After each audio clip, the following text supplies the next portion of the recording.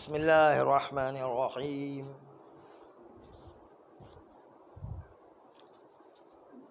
وبہ نستعین وہو خیر معین۔ پیغمبر صلوات اللہ علیہ کا انتقال و رحلت واقع ہو گئی اور اپنے پروردگار عالم کی دعوت پر لبیک کہتے ہوئے 11ویں ہجری میں اس دنیا سے گزر گئے۔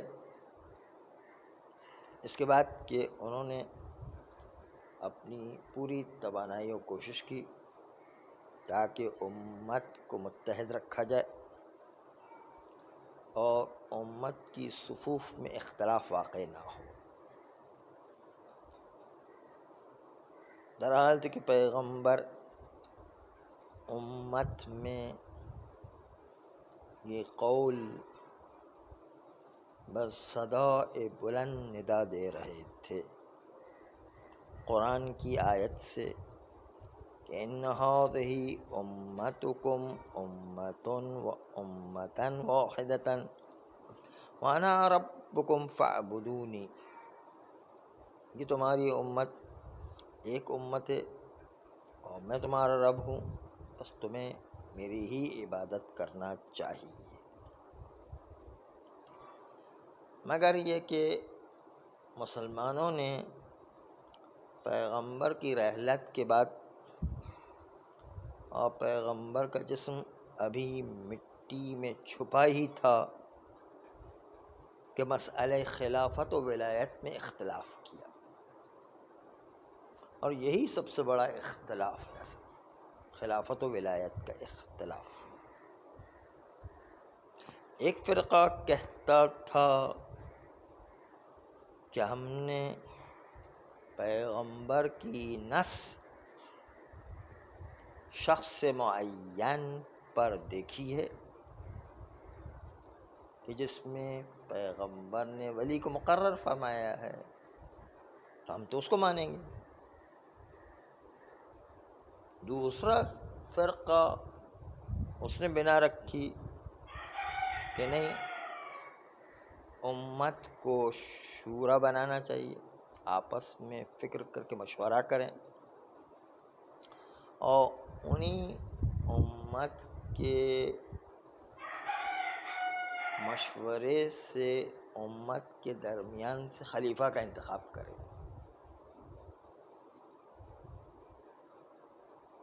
تو یہ دوسرا فرقہ غالب آ گیا پہلے فرقے پر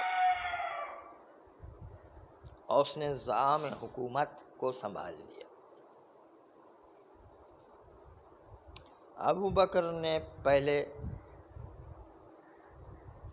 خلافت کی ابا کو اوڑھ لیا،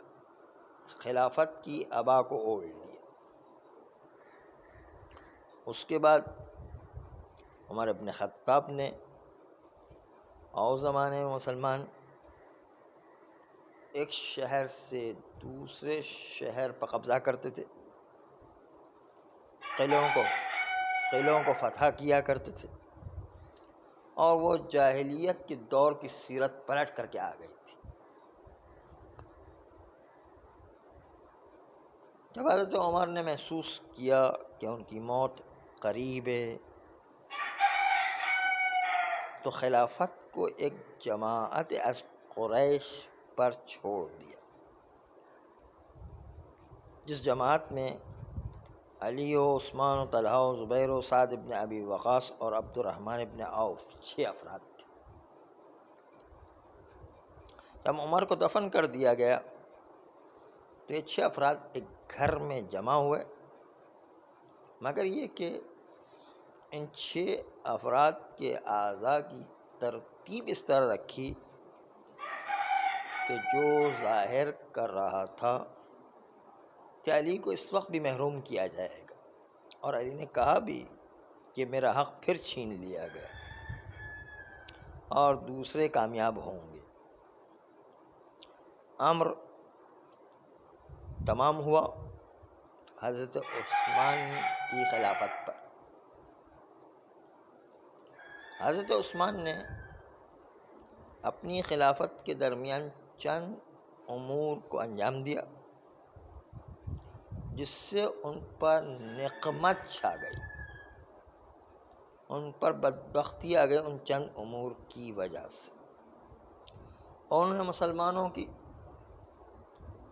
چیخیں نکال دی، ایسے کام انجام دیے کہ مسلمانوں کی چیخیں نکل آئی۔ مثلا حدود شرعیہ کو معطل کر دی، ایک۔ دو، بنو امیہ کو اتنے بڑے بڑے عطیات بیت المال سے دیے جس کی نظیر نہیں ملتی۔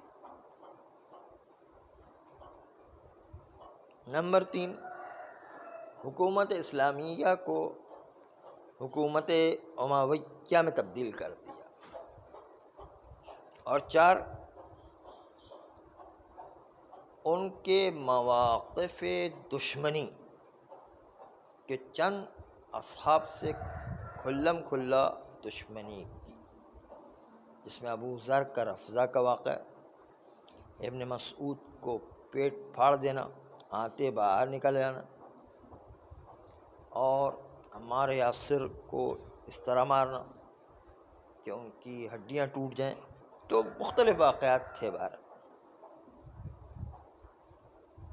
نمبر 6، جس کو پیغمبر نے جلا وطن ہمیشہ کے لیے کیا تھا اس کو واپس بلا لینا۔ حکم ابن عاص جو پیغمبر کی نقلیں اڑایا کرتا تھا اور پیغمبر کا مذاق اڑاتا تھا، اس کو واپس بلا لیا اس نے۔ یہ 6 امور کے علاوہ کچھ اور امور بھی تھے جس نے جمہور مسلمین کو غضبناک کر دیا اور ان کو ابھارا اس بات پر اب مختلف طائفہ مسلمین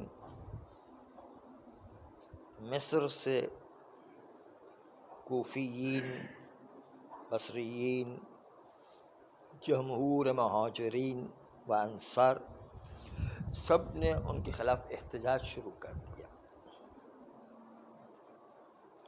اور احتجاج کے درمیان ان مسلمانوں کی جمہوریت نے، جمہوریت کا مطلب کل نہیں ہے، اکثریت قاطع کو جمہور کہتے ہیں، اس جمہور نے دیکھا کہ نصیحت اثر انداز نہیں ہو رہی ہے، اتنے بڑے بڑے کام ہونے کے باوجود تمام مسلمانوں نے قیام کیا، اس کے باوجود نصیحت اثر انداز نہیں ہو رہی، تو ان کے اندر ان کے خلاف ایک انقلاب کا بم پھٹا اور یہ اختتام پذیر ہوا اس پر کہ ان کو قتل کر دیا گیا ان کی اپنی ہی جائیداد میں۔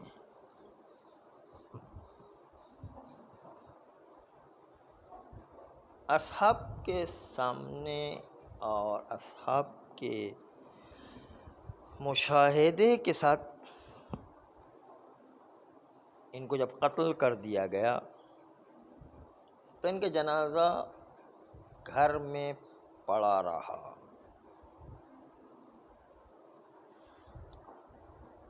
اور کئی دنوں تک ان کا جنازہ کوئی اٹھا کر کے دفن کرنے کو تیار نہیں تھا۔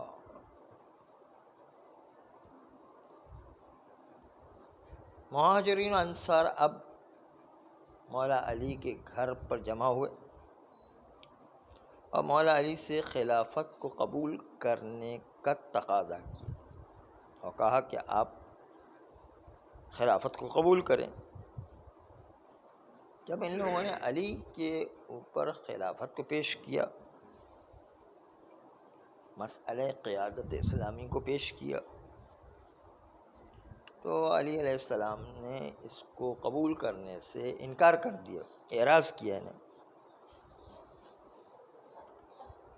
اور بڑی جرأت اور سنجیدگی سے کہا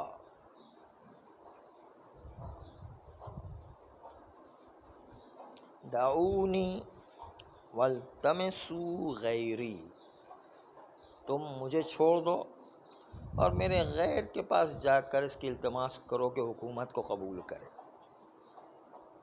فَإِنَّا مُسْتَقْبِلُونَ أَمْرًا لَهُ وُجُوهٌ وَأَلْوَانٌ، تم جو مجھے پیش کر رہے ہو، تو ہم ایسی حکومت کی طرف روبرو ہے کہ جس کے کئی چہرے اور کئی رنگ ہیں، رنگ برنگ کی چیزیں اس حکومت میں ہیں۔ لا تقوم له القلوب، دل اس کو ماننے کو تیار نہیں ہے، ولا تثبت له العقول، اور عقول اس پر ثابت قدم رہنے کو تیار نہیں ہے۔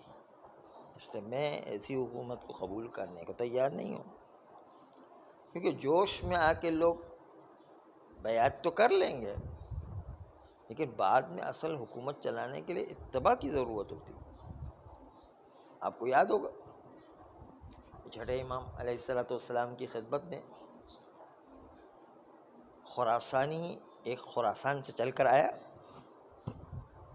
اور کہا کہ مولا پورا خراسان آپ کا شیعہ ہے، آپ کا ماننے والا ہے، ننگی تلواریں آپ کی حمایت پہ تیار ہیں، آپ پھر کیوں قیام نہیں کرتے ہیں ظالموں کے خلاف؟ تو امام علیہ السلام نے کہا وہ تندور جو جل رہا ہے نا آگ کا، روٹی پکانے کا، اس میں جا کر بیٹھ جاؤ۔ وہ تو گھبرا کے مولا میں نے کیا قصور کیا ہے مجھے جو تندور میں جو جلا رہے ہیں آپ؟ اور مختلف عذر کرنے لگا۔ بالآخر کہا مولا مجھے کیوں خواہ جلا رہے تھے؟ وہ نہیں گیا، اتنی دیر میں تھوڑا سا ہارون مکی آیا جن کے سر پر لکڑیوں کا گٹھرا تھا، اس نے بھی گٹھرا اتارا بھی نہیں تھا۔ امام علیہ السلام نے کہا کہ ہارون جا کر کے اس تندور میں بیٹھ جاؤ۔ وہ جا کر کے اس میں بیٹھی، امام علیہ السلام نے اوپر سے ڈھکنا بھی ڈھک دیا۔ اب تو یہ خراسانی تل ملا رہا، امام علیہ السلام گھنٹوں سے بات چیت کر رہے، اور یہ یہاں پر پریشان کہ اس کا بیچارہ کیا حل ہوا ہوگا، تو بالکل جل کے خاک ہو گیا ہوگا، اسے کیا حالت ہوگی۔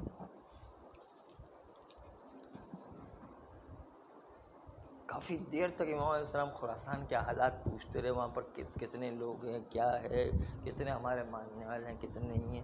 اور یہ تڑپ رہا ہے کہ بھئی دیکھے کہ کیا ہو گیا اس کا، بیچارے کو جو ہے تندور میں بھیج دیا ہے۔ امام علیہ السلام آرام سے گفتگو کر رہے ہیں، کافی دیر ہو گئی، تو اس سے بھی رہا نہیں کہ مولا وہ اس کو تندور میں بند کر دیا بیچارے کو، اس کی کیا حالت ہوئی ذرا دیکھے۔ کہا جا کر کے دیکھو۔ اب ڈھکنا کھول کے دیکھا تو بالکل اس سے حضرت ابراہیم کے لیے آگ گلزار ہو گئی تھی، اس کے لیے بھی آگ گلزار ہو گئی۔ تو اصل نقطہ یہ کہ امام علیہ السلام نے کہا ایسے ماننے والے کتنے ہیں میرے؟ کہا ایسے تو ایک بھی نہیں ہے، کہا مجھے ایسے ماننے والے چاہیے، اگر ایسے جو ہے اور 40 بھی ہو جائے تو کافی ہے میرے لیے، تو میں قیام کروں گا، ایسے ماننے والے چاہیے۔ تو نقطہ اصل یہ کہ علت پتہ چلے یا نہ چلے، امام علیہ السلام نے جو حکم دیا ہے تو بغیر پوچھے ماننا ہے، بغیر علت و مصلحتوں کو دیکھ کے ماننا ہے۔ یہ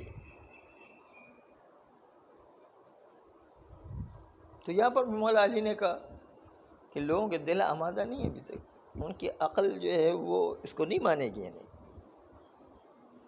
اس لیے میں حکومت کو قبول کرنے کو تیار نہیں ہوں۔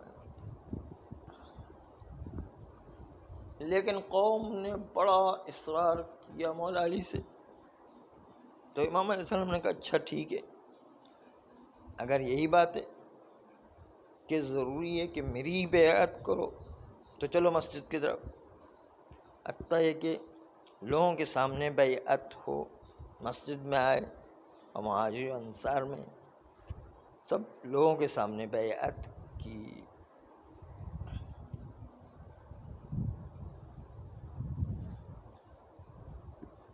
حتیٰ زبیر ابن عوام، طلحہ ابن عبید اللہ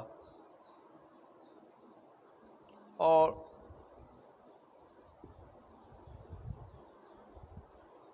تمام عوام نے مولا علی کی بیعت کی، الا قلیل، مگر اکا دکا انگلیوں پر گنے جانے افراد جو ہے وہ رہ گئے تھے، جیسے عبداللہ ابن عمر، سعد ابن ابی وقاص. ان لوگوں نے بیعت نہیں کی، باقی جو ہے وہ اکثریت نے تو بیعت کر لی.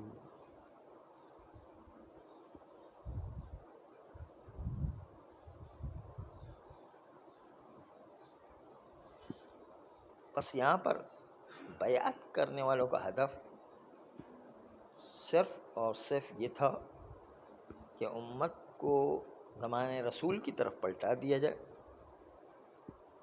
لیکن درمیان میں شیاطین ہوتے ہیں، پھر اس طریقے سے پلٹانے کی جرأت چاہیے، اور پھر جو ہے منافقین جو ہے اپنے ذاتی مفادات چاہتے ہیں تو رکاوٹیں ڈالنا شروع کر دی.